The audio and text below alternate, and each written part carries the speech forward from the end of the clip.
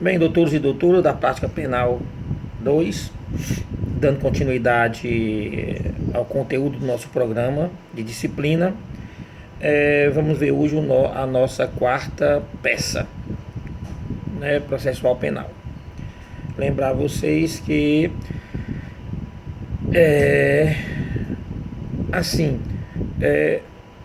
nós temos ainda 3 semanas, se eu não me engano, para que nós possamos encerrar o nosso conteúdo programático. Então nós teríamos ainda, fora essa peça, mais 3.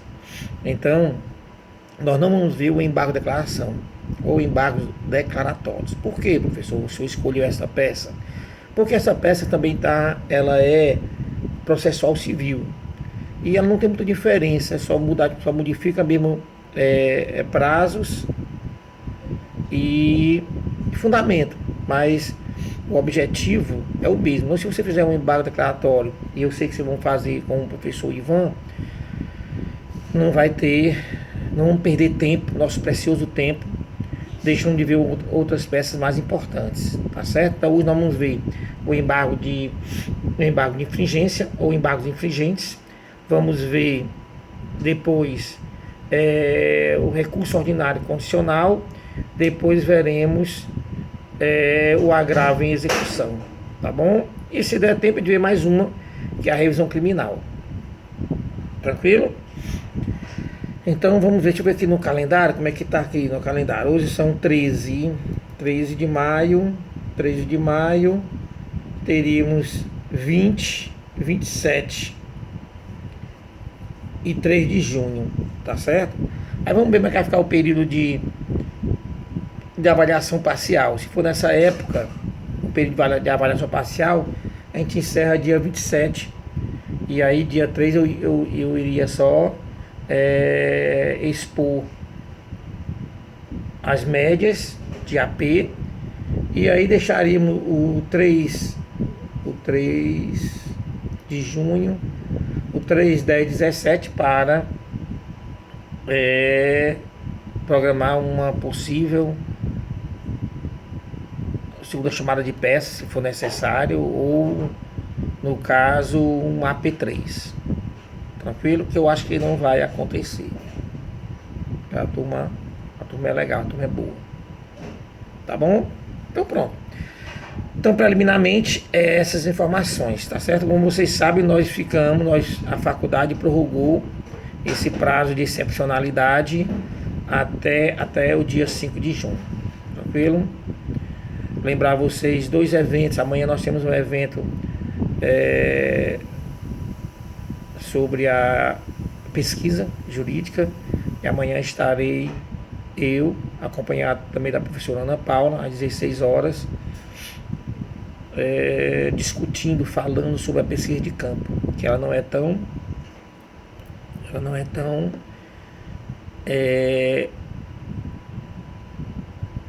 escolhidas, né? Ela não é tão optadas por nossos pesquisadores, os pesquisadores jurídicos. No entanto, a gente sai perdendo muita coisa. Eu já faço essa pesquisa há muito tempo, então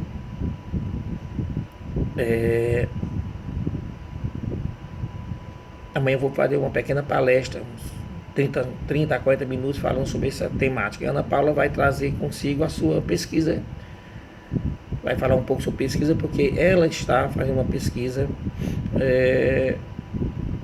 desta espécie no doutorado. Tranquilo? E também há um encontro, iniciação à pesquisa jurídica, o IPJ, que vai estar com inscrição até o dia 27 de maio. E se eu não me engano, vai ser no dia 3 de maio, dia 1º de junho haverá as apresentações. As apresentações serão sim feitas através de videoconferências, onde nós vamos criar várias salas de aulas virtuais, e se você que participar, você irá estar em uma dessas salas, onde você irá ter um tempo ali de entre 5 a 10 minutos para as exposições dos seus trabalhos. Você pode escolher artigo ou resumo expandido, ou para alguns resumo estendido, ou então apenas resumo simples, tá certo? Tranquilos? Então, procurem ver o edital. O edital foi elaborado por mim, professora Ana Paula, e ele já está por aí no site da faculdade. Tranquilo? Participem. Aproveitem essa época que nós estamos em casa para que nós possamos participar mais e mais desses eventos nessas modalidades. Tranquilo?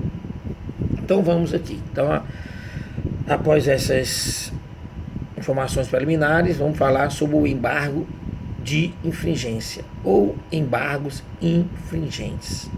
Tranquilo? Esta peça é uma peça que ela cai muito no exame de ordem, não tanto como reze, não tanto como alegações finais, não tanto como resposta à acusação, tranquilo, mas cai sim esse embargo de infringência. E para você, o que é esse embargo de infringência? É um recurso cabível contra decisões em segunda instância desfavorável ao réu e que seja não unânime. Tranquilo? Então, dessa forma você tem como detectar facilmente esta peça em um estudo de caso. Tranquilo? Primeiro porque teríamos que estar em fase recursal, já que é segunda instância. Tá bom? Segundo, vamos estar diante de um acórdão, já que essa decisão vai caber contra decisão em segunda instância, então diante de acórdão. E mais, quando é acórdão, então quer dizer que a decisão foi colegiada, foi uma decisão por mais de mais de 2 julgadores. Então, e mais, ela não foi unânime, quer dizer, não foi a maioria ou a totalidade dos julgadores que foram contra ou desfavorável ao réu, que aí teve um ali que foi vencido. Tá bom? Geralmente as câmaras dos tribunais eles têm cinco componentes, tá bom? Então, quando chega, por exemplo, uma apelação ou chega um recurso de distrito a uma câmara, então é escolhido um relator e um revisor, tá certo? E aí eles dois é que vão julgar. Então imaginemos que chegou ali uma apelação, tá certo? E aí ele chegou na apelação, foi aleatoriamente dentro, né, de uma continência, às vezes, ou através de uma convenção, né, administrativa, aleatoriamente cai um relator e um revisor. O relator julgou favorável ao provimento da apelação para a acusação e o outro foi favorável ao provimento da apelação para a defesa, deu um empate. Aí nesse momento se chama o presidente da Câmara, e esse presidente ele dá o voto de Minerva. Então nesse caso aí, imaginemos que o voto de Minerva foi favorável à acusação. Pronto, estamos diante de uma decisão em segunda instância, tá certo? Não unânime, desfavorável ao réu. Qual o recurso cabível? Embargos de infringência. Tranquilo? Fácil, não? Lembrar vocês que esse recurso é cabível contra acórdãos, né, de apelação e recurso de distrito, tá certo? Esses são os recursos em que uma vez subindo para a segunda instância, poderia haver, neste caso, decisões colegiadas e talvez desfavoráveis ao réu de forma não unânime. Professor, se fosse um HC, o HC nós já vimos que contra a decisão que denega HC vai caber o reze, tranquilo? E se fosse um embargo, por exemplo, caberia agravo regimental. e assim sucessivamente, tá bom? Professor, e se fosse uma carta testemunhável, aquela peça que nós elaboramos há 2 semanas atrás? Vocês sabem que a carta testemunhável, ela é cabível contra decisão de juiz que ou nega seguimento, tá bom? Ou não admite reze ou agravo, tá certo? O que é que diz a doutrina? Se essa carta testemunhável for uma decisão não unânime, desfavorável, de carta testemunhável em sede de agravo, não cabe embargo de infringência. Agora, se for contra reze, tá certo? Aceitou uma carta testemunhável porque o juiz não admitiu o seu reze. Sobe segunda instância e lá você perdeu de forma não unânime, tá certo? Em sede de acordo. Aí nesse caso aí caberia. Então, resumindo, professor, o embargo de infringência é cabível contra que decisão? Decisões em segunda instância, colegiadas, não unânimes, desfavoráveis em sede de apelação, em sede de recurso sentido distrito e em sede de carta testemunhável que nega ou não admite recurso sentido distrito. Facinho, facinho, facinho. Tá bom? Tá certo? Tranquilo? Então vamos para os outros conceitos, os outros elementos constitutivos desse embargo. Se bem que eu já sei que vocês já viram isso no processo penal. Mas vamos lá, relembrar. Prazo, 10 dias. A contar de quando, professor? Da publicação do acordo. Não precisa de intimação. Quer dizer, a parte, né, da defesa, tá certo? A parte da defesa interessada, que a perdeu, ela não precisa intimar, tá bom? Então publicou, tem que estar atento, advogado, você advogado tem que estar atento, foi publicado hoje, então eu teria a contar dentro dos prazos 10 dias para para opor, o verbo é opor embargos de infringência, tá bom? Consequentemente é um recurso de defesa, né? Já observaram? Já que é só contra decisões desfavoráveis ao réu, então a gente presume não, a gente conclui que é um recurso apenas de defesa. Tranquilo? Até aí? Quando não há um advogado, o juiz pode sim nomear um defensor dativo. E aí a regra diz o seguinte: já que é o defensor dativo, tá bom? Ali presente pelo juramento advocatício, então consequentemente ele tem a obrigação de interpor, mas não de, aliás, ele não tem nem a obrigação de interpor. Ele pode avaliar a situação e achar que é caso perdido, ou que o direito do réu não é bom, então ele pode consequentemente não opor os embargos. Já quem mandou, né? O advogado não tem advogado, ou no prazo ali muito curto não foi encontrado o advogado, então o juiz pode nomear um dativo, e esse dativo ele pode chegar a dizer o seguinte, que ele não acha, ele não encontra a necessidade da oposição do embargo de infringência. O que nós podemos dizer é que é uma peça técnica, é uma peça de defesa técnica e consequentemente necessário se faz a capacidade postulatória. Tranquilo? O que mais nós podemos dizer? Existe o que nós chamamos de embargos de nulidade ou embargos anulatórios. Quando vocês ouvirem isso, bicho, eu estou aqui diante de um embargo anulatório, embargo de nulidade. O que é isso? Isso é um embargo de infringência, cuja discussão no mérito é algo, né, que vai causar uma nulidade no processo como um todo. Pode acontecer de chegar até, né, você em sede de apelação você encontra uma nulidade no processo e argumenta essa nulidade na apelação, e quando chega lá, perde. Você perdeu de forma não unânime, tá certo? E aí, nesse caso aí, é embargo de infringência? Só que a denominação que nós damos é embargo de nulidade. Geralmente eu coloco embargo de infringência, aí abro aspas e boto de nulidade e fecho aspas.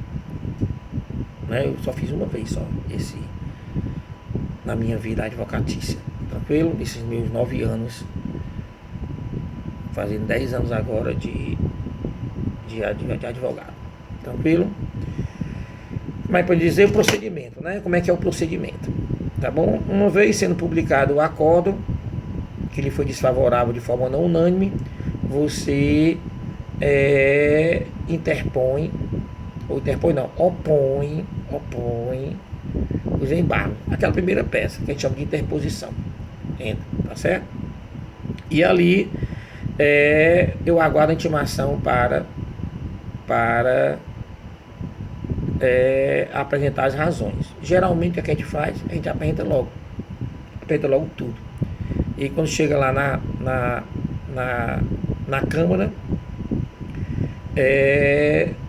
convocado a parte embargada, no nosso caso o MP, e aí ele vai fazer as contra-razões, tá certo? Uma vez então com as razões, aí o relator da Câmara, ele solicita, aliás, também em prazo de 10 dias, para que o procurador, né, o procurador de justiça, o procurador-geral de justiça, venha a manifestar-se, tá certo? Sobre o embargo de infringência. Tranquilo? E aí sim. Só que você lembra o seguinte, estão lembrados que a apelação foi para lá e passou por um relator e um revisor? Tá bom? Sobraram 2, esses 2 aqui a gente chama de vogais. Pois agora, entre os 2 vai ser escolhido relator e revisor. Tá certo? Nesse caso aí. Aí, uma vez agora, o relator passa pelo relator, o relator emite seu voto, vai para o revisor emite seu voto. Se der um novo empate, tá certo? Não vai ter mais voto de Minerva. Vai prevalecer o voto favorável ao réu, o voto favorável à defesa. Tá certo? Tranquilo? Tá certo? Pois bem, é isso aí que eu podia falar mais sobre embargo de infringência. Vamos lá. Professor, é cabível embargo de infringência nos tribunais superiores, STJ e STF? A STJ, a resposta, não. Não cabe embargo de infringência no STJ. Tranquilo? Por quê? Por determinação legal. Tá bom? Não cabe. Então, agora, cabe no STF? Aí cabe sim. Tá certo? Cabe no STF em 4 situações. A primeira, se uma turma do STF, em uma decisão não unânime, tá bom? Julgar procedente uma ação penal. Então, se ele julgou procedente uma ação penal, então foi desfavorável ao réu, foi não? Então, cabe sim embargo de infringência. Outro caso, em uma das turmas do STF, tá certo? De forma não unânime, julgam improcedente uma revisão criminal. A revisão criminal é um pedido do réu para que seja revista a sentença transitada em julgado. Então, se foi improcedente, foi desfavorável ao réu. Então, nesse caso, não unânime, cabe sim embargos de infringência no Supremo Tribunal Federal. O terceiro caso é em caso de uma interposição de recurso ordinário constitucional criminal e o réu venha a perder em uma turma de forma não unânime. Também cabe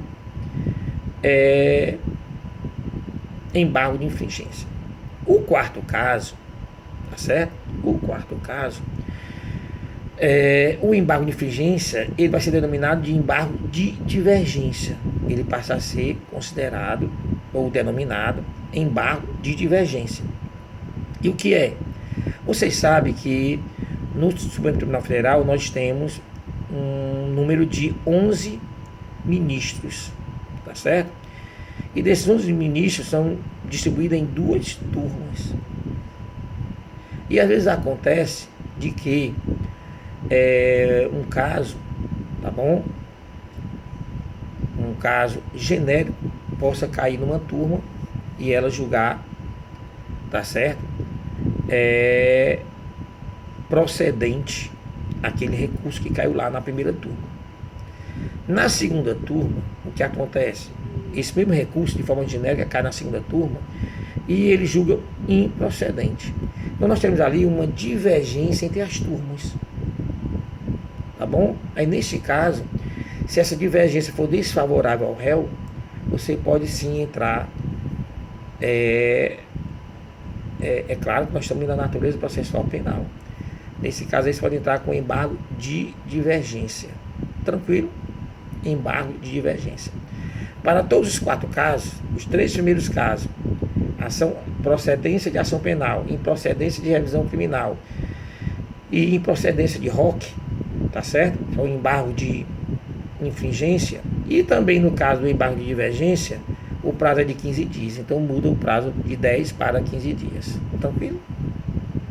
Então aqui, ó, para minha mãozinha, ó, eu declaro a todos vocês doutores em embargos de infringência na seara processual penal. Tranquilo? Então pronto. Vamos agora para o nosso estudo de caso. E deixa eu procurar o caso aqui agora. Nosso estudo de caso, faça uma pequena análise e vamos para encerrar, tá bom? Eu envio hoje também o quadro com a nota de correção parcial, tranquilo? Aqui o nosso caso de hoje, tá bom? Vamos lá. Francisco foi processado criminalmente e absolvido em primeira instância pela prática do crime tipificado no artigo 168 caput do CPB. Tendo em vista que, conforme a tese da acusação, ao se apropriar de 3 livros que estavam em sua detenção após locação na livraria Ler Livros, não os devolveu. No entanto, o juízo de primeiro grau acolhe a tese da defesa, que pugnava pela simples prática de uma ilicitude civil. O representante do Ministério Público, inconformado, interpõe recurso cabível. Ora, recurso cabível contra essa sentença absolutória é apelação.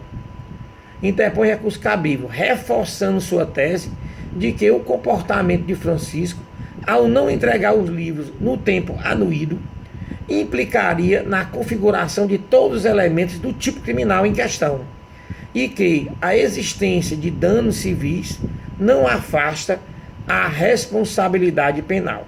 Portanto, para o Ministério Público, Francisco teria cometido sim o crime de apropriação indébita. A defesa, em contra as razões recursais, continuou pugnando pela mera prática da ilicitude civil. A muito digna Câmara do TJ, por maioria dos votos, acaba por dar provimento ao recurso do parquê. O voto vencido na Câmara entendia como o juízo ad quo. Diante do exposto, elabore a peça jurídica cabível. Ora, se você observar aqui,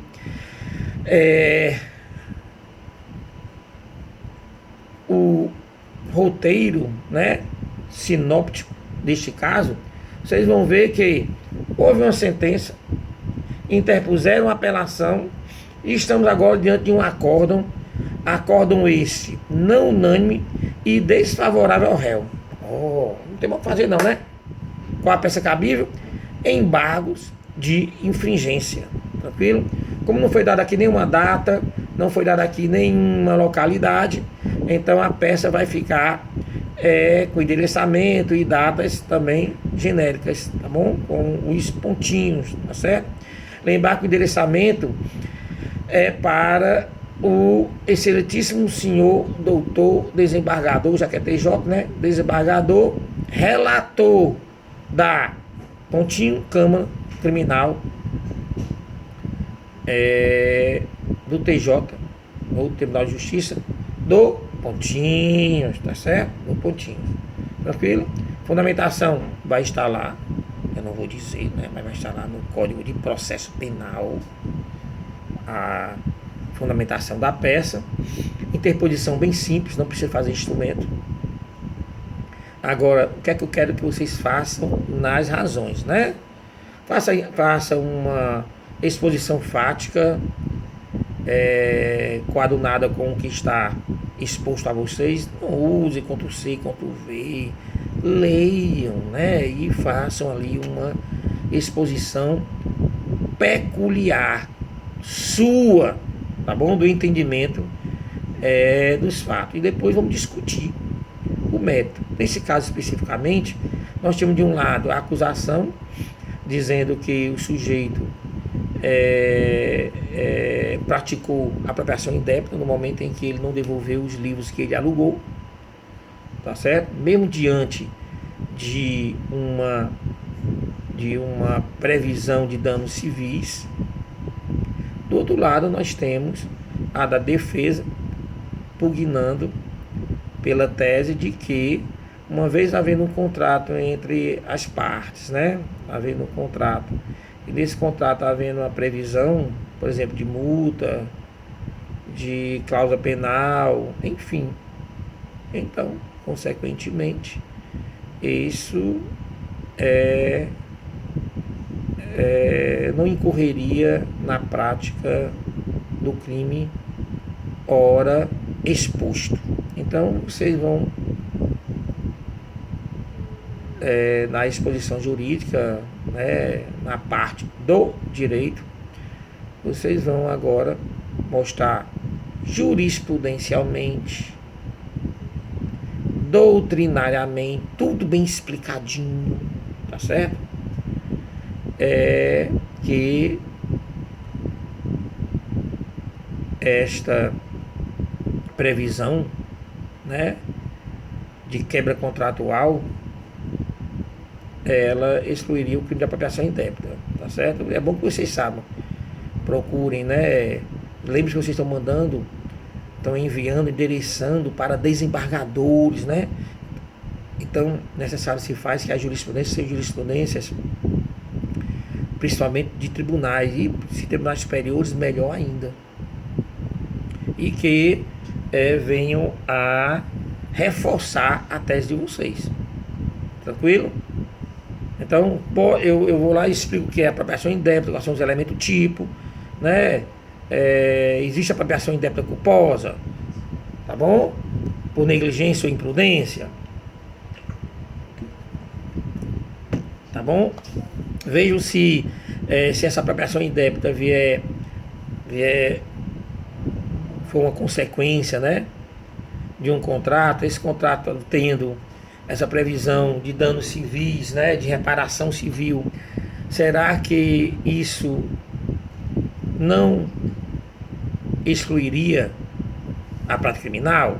Então, eu estou dando aqui pistas para que vocês criem a tese de vocês, tá bom? Tranquilo? Ao final, é só pedir o conhecimento e o provimento dos embargos, e que se confirme, né, a sentença do juízo ad quo, ou que prevaleça o voto vencido na apelação. Tranquilo? Tá certo? Então pronto. Cuidem-se. Mais uma vez, saudades. Ficar aqui até... Ninguém sabe até quando vamos voltar. Acho que esse semestre a gente não volta mais. Mas vai que volta, né? Vai que volta. Pois tá bom. Abração, sintam-se abraçados virtualmente pela saudade desse professor velhinho. E essa peça tem que ser entregue até segunda-feira, né? Segunda-feira da próxima semana. Tá bom? Tranquilo? Até segunda-feira da próxima semana. Qual dia?